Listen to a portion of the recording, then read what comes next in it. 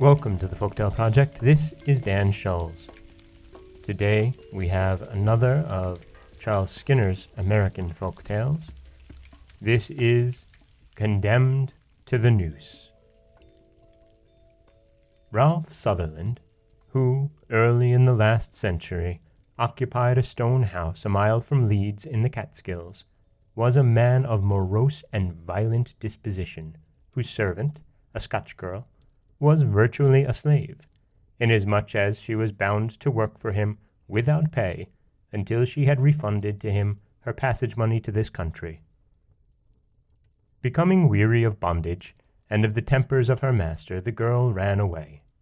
The man set off in a raging chase, and she had not gone far before Sutherland overtook her, tied her by the wrists to his horse's tail, and began the homeward journey. Afterward, he swore that the girl stumbled against the horse's legs, so frightening the animal that it rushed off madly, pitching him out of the saddle and dashing the servant to death on rocks and trees. Yet, knowing how ugly-tempered he could be, his neighbors were better inclined to believe that he had driven the horse into a gallop, intending to drag the girl for a short distance as a punishment, and to rein up before he had done serious mischief. On this supposition, he was arrested, tried, and sentenced to die on the scaffold. The tricks of circumstantial evidence, together with pleas advanced by influential relatives of the prisoner, induced the court to delay sentence until the culprit should be 99 years old. But it was ordered that while released on his own recognizance, in the interim, he should keep a hangman's noose about his neck, and show himself before the judges in Catskill once every year, to prove that he wore his badge of infamy and kept his crime in mind. This sentence he obeyed, and there were people living recently who claimed to remember him as he went about with a silken cord knotted at his throat. He was always alone, he seldom spoke, his rough, imperious manner had departed.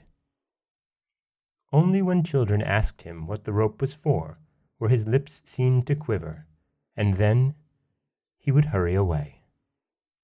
After dark, his house was avoided, for gossips said that a shrieking woman passed it nightly, tied at the tail of a giant horse with fiery eyes and smoking nostrils, that a skeleton in a winding sheet had been found there, that a curious thing somewhat like a woman had been known to sit on his garden wall, with lights shining from her fingertips, uttering unearthly laughter, and that domestic animals reproached the man by groaning and howling beneath his windows. These beliefs he knew, yet he neither grieved nor scorned nor answered when he was told of them. Years sped on. Every year deepened his reserve and loneliness, and some began to whisper that he would take his way out of the world, though others answered that men who are born to be hanged would never be drowned. But a new republic was created, new laws were made, new judges sat to minister them. So on Ralph Sutherland's 99th birthday anniversary, there were none who would accuse him or execute sentence. He lived yet another year, dying in 1801. But was it from habit, or was it in self-punishment and remorse that he never took off the cord? For when he drew his last breath, though it was in his own house, his throat was still encircled by the hangman's rope. And that is the North American folktale of Condemned to the Noose, a story of Ralph Sutherland, a man convicted of murder and waited to try until his 99th birthday. This is Dan Schulz for the Folktale Project. Don't forget that you can subscribe to the podcast on Apple Podcasts, Stitcher, Google Play, Overcast, anywhere that you like to get your podcasts. You can also follow us on Twitter at Folktale Project. You can find us on Auto Radio and TuneIn Radio. And you can always head over to folktaleproject.com, where you'll find a new story waiting for you every weekday morning. Thanks for listening.